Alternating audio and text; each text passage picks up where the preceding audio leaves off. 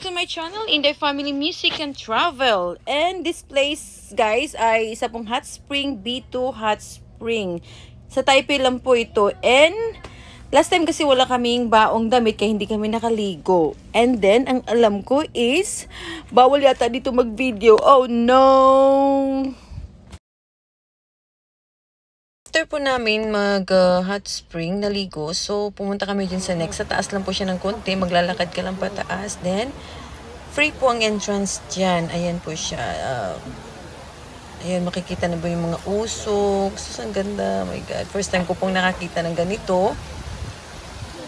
Ang init talaga, as in. So, dyan po galing yung tubig na yung okay, dito po kami sa B2 Hot Spring. Ayan o. First time kanta this one. Wow, so cool. Umuusok po yung tubig. Pwede rin daw po magluto dyan ng itlog. Kasi nasa 80 degree pataas yata ang Celsius dyan.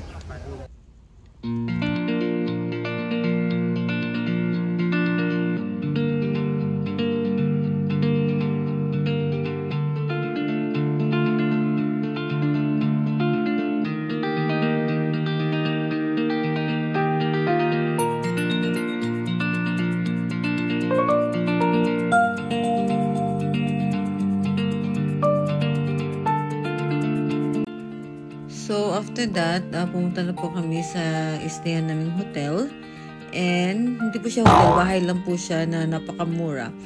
And, the rate is only 2,500. Liman na po kami nagstay. But, the problem is, ang ingay po sa kapitbahay. Marinig po yung mga wall nila, yung pintuhan nila, awayan nila. So, it's not really good. And, the bed is so matigas and so, okay lang kasi nagtitipid po kami. And amoy sigarilyo ang kwarto nila. Wala silang pangtanggal ng amoy. Siguro meron, siguro. Kaso lang tumikit na sa unan siguro yung amoy ng sigarilyo. While walking outside, malapit lang po kami dyan sa view ng Taipei 101. Nagpicture-picture muna kami habang nagdi-dinner. Sikat po yan na location na may Japanese restaurant na maliit. Okay guys, pupunta po kami sa Yangmingshan. So, pupunta kami sa MRT ngayon. Sasakay po kami ng train. Going to main station. Then, sasakay kami ng bus. Okay? Let's start backpacker.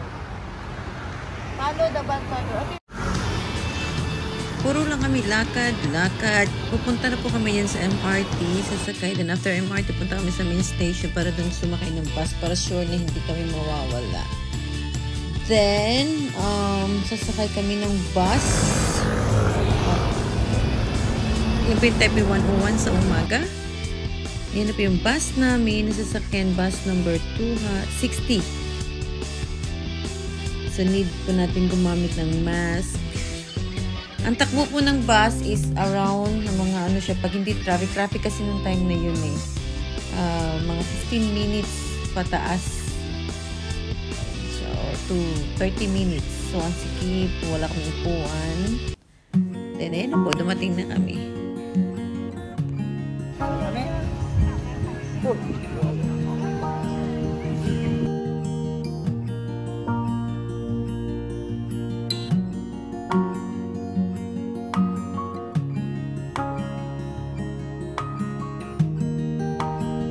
The best po ang weather ng February para sa flower.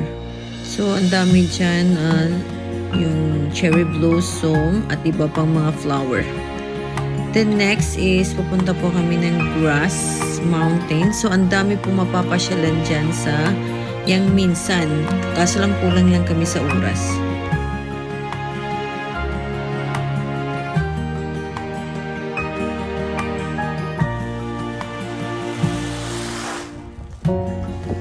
Ito na po yung tinatawag na grass farm ng Yangmingshan. Then, open area po siya. And napakaganda, napakalinis. Sumakay po kami ulit nito ng bus. So, check nyo lang po ang mga bus schedule. Anong bus number ang sasakyan po ninyo. So, marami na po diyang bus every 30 minutes. So, hindi po kayo mawawala. Basta mag-aral lang po tayong mabuti before tayo pupunta. So, inikot po namin yan. So, it takes siguro mga 1 hour mahigit ang buong ikot dyan. So, ang purpose kasi namin is exercise.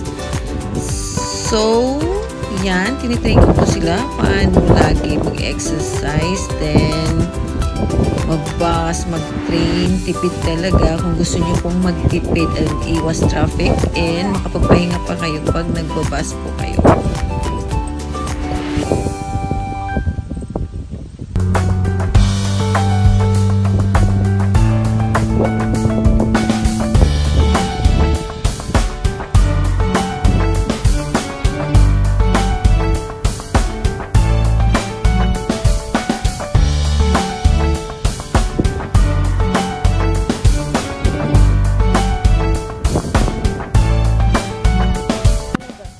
Isa po to sa tinatawag nilang National Park of Taiwan.